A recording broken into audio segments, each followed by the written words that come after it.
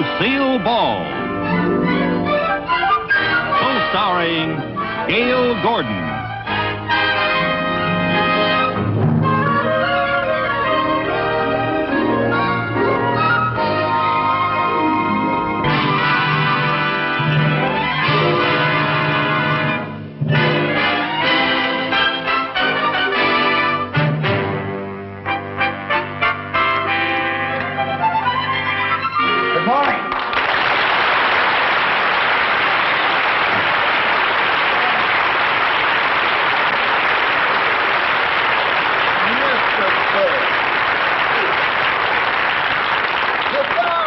Mr. Burns, now then, what can I do for you? I stopped by to pick up my dividend statement. Ah, yes. Well, my secretary has your files. She'll be right back. Fine. Do you smoke cigars, Mr. Mooney? Yes, I do, yes. May I have one?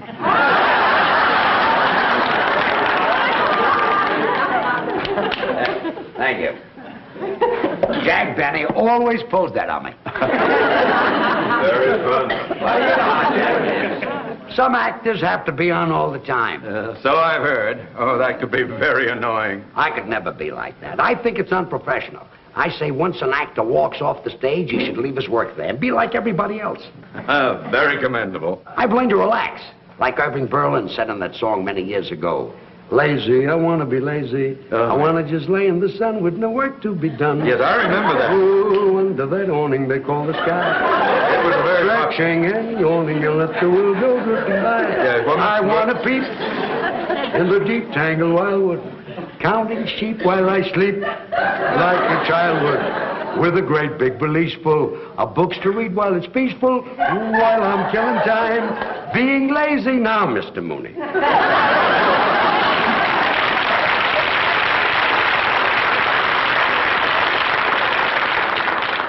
Maybe I can find your file, Mr. Burns. It should be here under the B's. All right, Martin, Miller, Munson, Murphy. Under the B's? Maybe we'd better wait for my secretary. I hope you don't mind waiting. Think nothing of it. Now that I'm not doing an act anymore, all I've got is time on my hands. You and Will, nothing but love in view. And if I fall, once and for all, I'll see my dreams come true. Moments to spare for someone you can't fall. Excuse me, Mr. Burns. Yes, I was here, ma'am. Hope you, but we could... Time on my hands, you and Mr. Mooney, don't be embarrassed. Nobody ever lets me finish a song. Would you care for another cigar? Oh, no, go right on with your work. Yeah. I'll just sit here and look at the stock report. Oh, yes.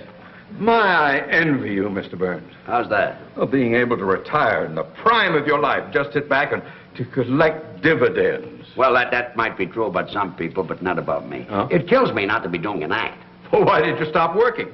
Well, I've always liked to work with women. I had a great act going with Carol Channing, and then she left me. She went into Hello, Dolly, and then I did an act with Dorothy Provine, and then she went into television, and Connie Stevens went into pictures. Well, why don't you find some other girl to work with you?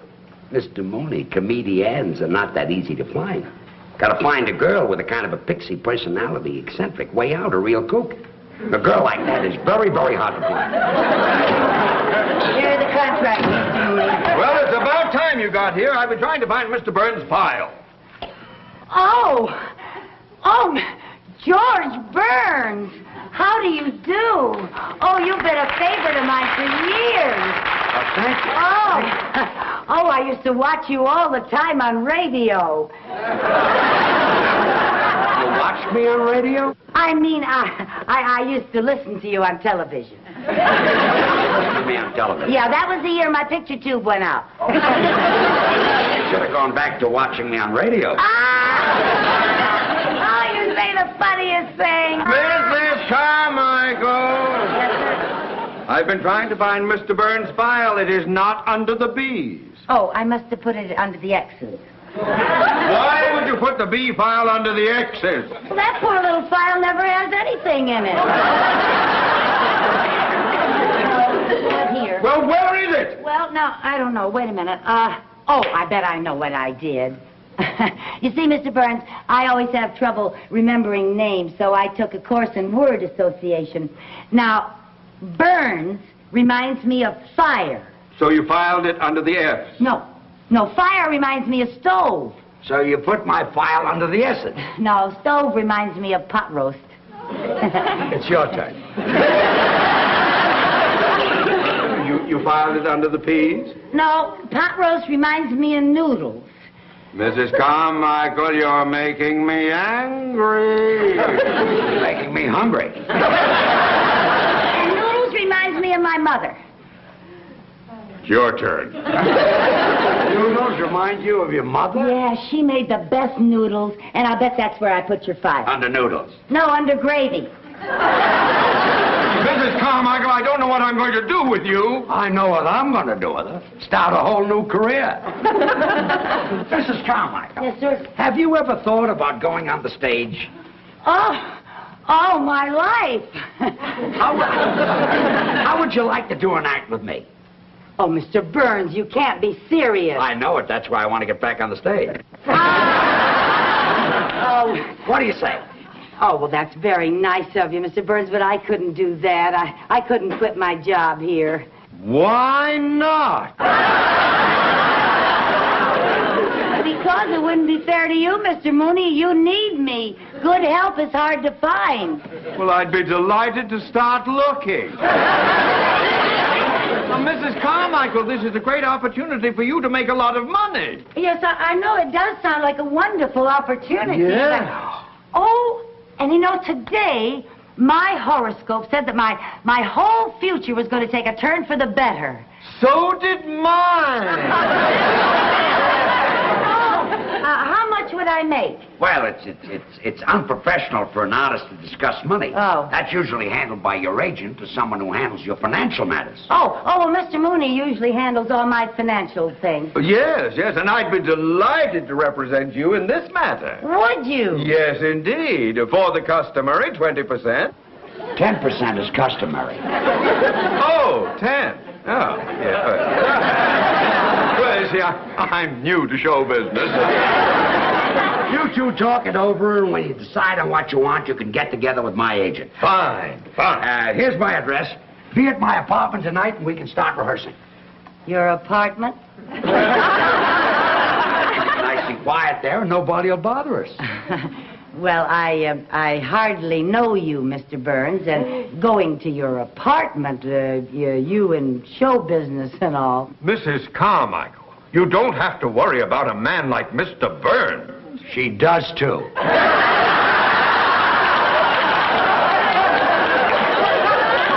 didn't mean that you aren't a gentleman, Mr. Burns. I just meant that... Well, I meant you're a man, and if I go to your apartment, people might talk. What people? There won't be any people there. And when I talk, nobody believes it anymore. Here tonight. Okay, Goodbye, Mr. Mrs. Burns. Carmichael. Well, thank you. Goodbye, Mr. Mooney.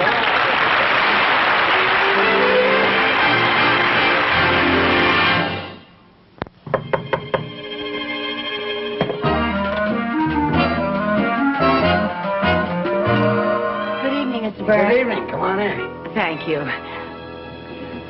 Oh, what a lovely apartment. Well, I'm glad you like it. Oh, it's so beautiful. Are you ready to try a little rehearsal? Oh, yes. I can hardly wait to find out what I do on the stage. First, you've got to learn how to get on the stage. Oh, yes, sir. See, making an entrance is very important. Oh. Now, let's see. Where are we? That'll be the wings right there. Oh, uh-huh. Now, this will be center stage. Yes, sir. Yeah. Is that the audience out there? That's the audience. Okay. Now, we're introduced over the house mic. Oh, are we? Ladies and gentlemen, here they are, George Burns and Lucie Carmichael. Now, the orchestra plays our entrance music. Oh, what is our entrance music? Some of these days. Oh! Now, let's make our entrance. Let's go into from the over here. Now, you walk out just like I do. Yes, sir. Okay. Yes, sir. Now, here they are, ladies and gentlemen, George Burns and Lucie Carmichael. Now, there's music. And I'm walking out, and I'm bowing, and I get to the center of the stage, and when I get to the center of the stage... I'm sorry, Mr. Honey, you walked out too fast. Oh, well, I guess I've waited so long to go on stage that I was kind of in a hurry. You belong over here. Oh, over here? Over there. Oh. That's it. Now, we'll start. Yes. Well, Lucie, say hello. Hello. Not to the audience. Oh. Hello. Don't look down at the audience. The people in the back can't see you. Oh. Hello.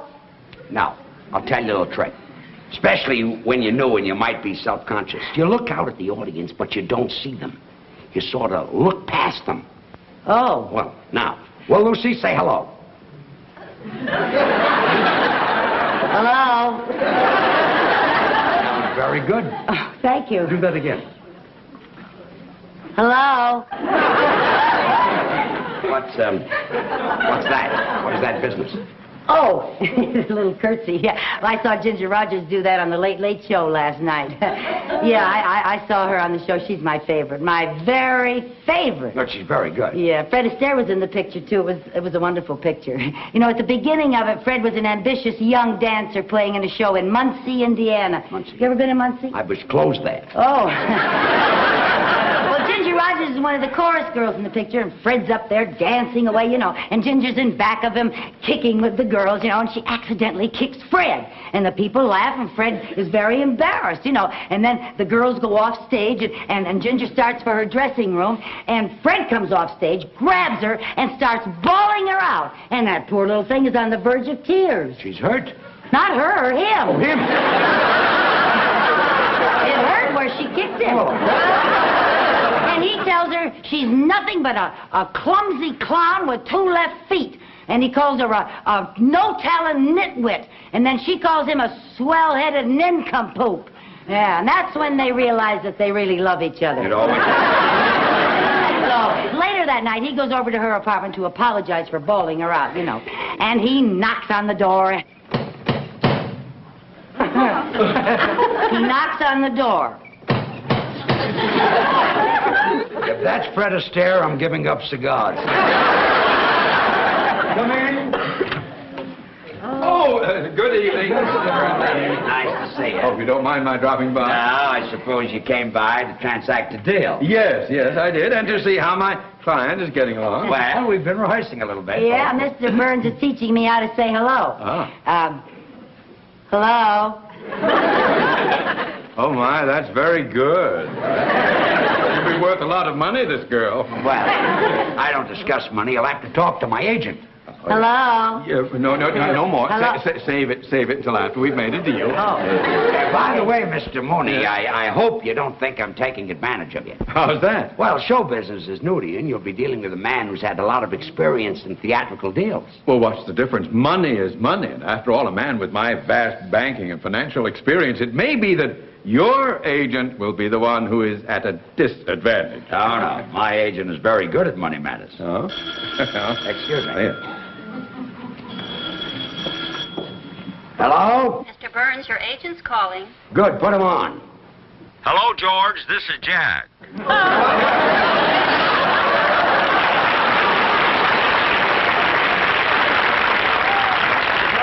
in time. Mrs. Carmichael's agent is here right now. Fine. Let me talk to him. Good. Here he is. His name is Mooney. Mr. Mooney. Here, Mr. Mooney, my agent. What's his name? Benny. Jack Benny. Jack Benny is your agent?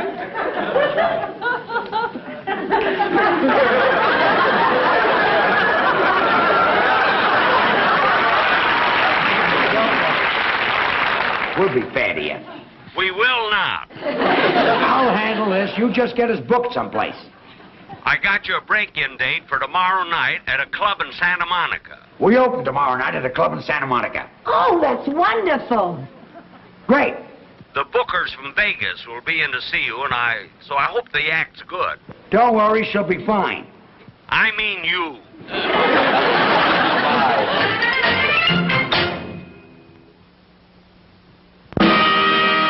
And now, ladies and gentlemen, George Burns and Lucie Carmichael.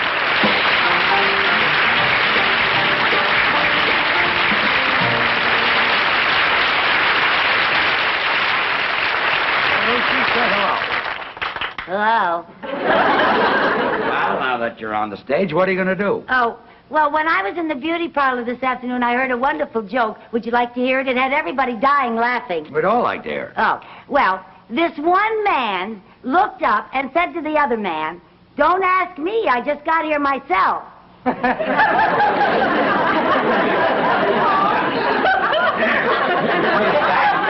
Is that the joke? Well, there was some stuff ahead of it that I didn't hear. That's the line that they were dying laughing at. I wouldn't tell that if I were you. Too old? Oh, yes, it's been kicked. Oh. Let's talk about your brother. Oh, which brother do you want to talk about? The one that's married or the one that's in love? The tall one. Oh, yeah. Well, that's my brother Harry. He's with the FBI. Your brother's with the FBI? Yeah, they picked him up in Kansas City. So the FBI picked him up. Well, they had to. He couldn't pick himself up. Loaded again. Yeah. Poor Harry. Hasn't your family ever tried to do something about his drinking? Well, we sent him to a psychiatrist, and the psychiatrist worked and worked to get to the bottom of Harry's drinking. And finally, he found out Harry's problem. What was it? Harry likes to drink. Well, we all have our reasons. I think Harry drinks to forget. Forget what? That he's a kleptomaniac. He's a kleptomaniac. Harry was always going into stores and taking things, so you know what my mother did? What? Well, she took some adhesive, and she taped his hand shut all but this one finger. Taped his hand shut all but that. Why? Well, so he could play marbles with my other brother. You can't play marbles with one finger. Well, Mother did that to even up the game. You see, Harry didn't have all of his fingers, and my other brother didn't have all of his marbles.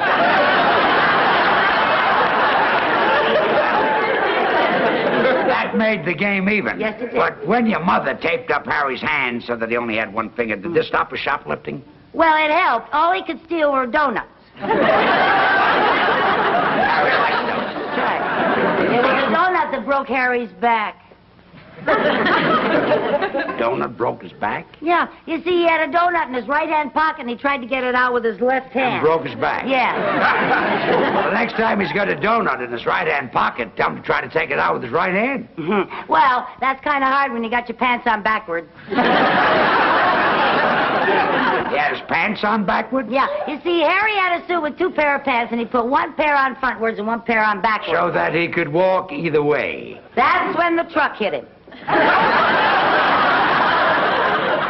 What truck? The truck that didn't have its lights on. So why didn't the man in the truck have his lights on? Well, he didn't have to. It was daytime. Well, if it was daytime, didn't the man in the truck see your brother coming? He didn't know it was my brother. Oh, he saw two pair of pants coming toward him, and he drove right between them. Well, that's our music cue. In my case...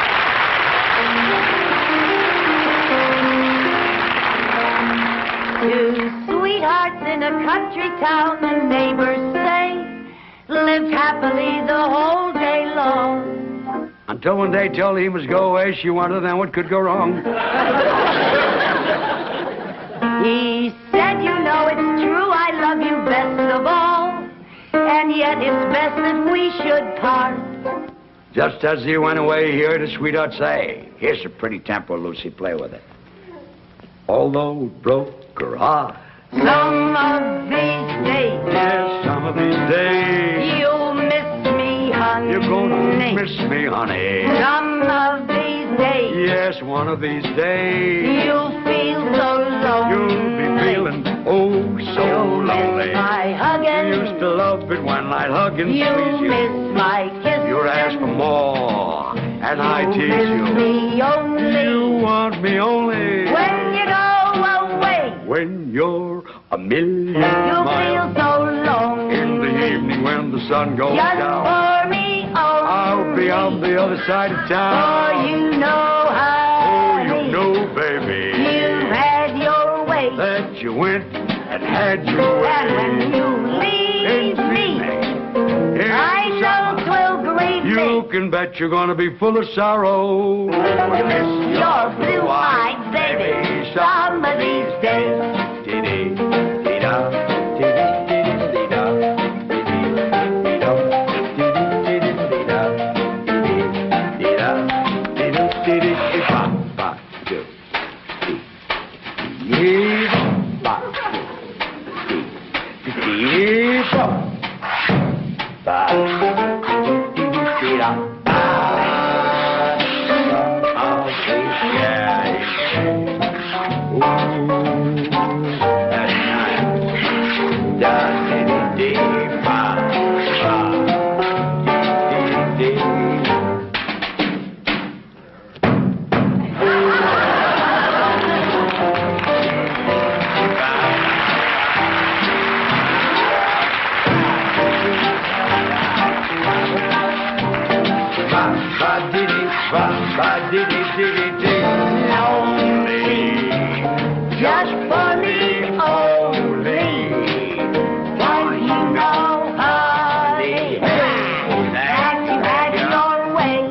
you've had your way. And when you say goodbye, wipe that tear from your eye. You're gonna miss your baby. You're gonna miss your red-haired mama. You're gonna miss your blue-eyed baby somebody. la la la la la. Miss your Blue-eyed baby somebody.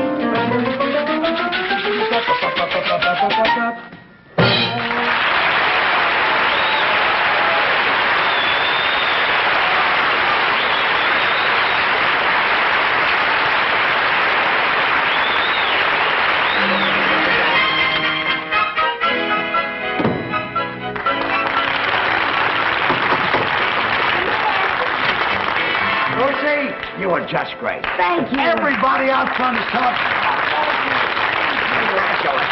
Mrs. Carmichael, I couldn't be more proud of you. Oh, Mr. Mooney, that's the first time you ever kissed me. Well, banking and show business is different. You know, this girl is sensational, Yeah. and the men from Las Vegas have offered $10,000 for the act. $10,000? They'll go as high as 15 if you won't sing. We'll take the 10. Did you hear that, Lucie? We're going to Vegas. Oh, that's just wonderful. You know, this is like what happened to Ginger Rogers in that picture last night. The producer saw her on the stage. She got an offer to go to Vegas, but she'd been with Fred so long that she didn't want to... Oh, Mr. Burns, I can't go. Why not? Oh, because I can't leave Mr. Mooney. But I want you to go. Oh, no, you don't. You need me. I don't need you. I want you to leave. Oh, I couldn't leave you any more than Ginger could leave Fred. Not even when Fred pretended to be mad and said things that were very nasty to make her mad. Mrs. Carmichael, please get it through your head. I want you to go with Mr. Burns. My life would be happier without you. Happier! Happier! That's just what Fred said, because he didn't want to stand in her way. But Ginger knew that Fred needed her, just like you need me, Mr. Mooney. Now. Mr. Burns, but it just wouldn't work. I couldn't be funny out on the stage thinking about Mr. Mooney back in the bank trying to get along without me. Mr. Mooney, you must be a wonderful man.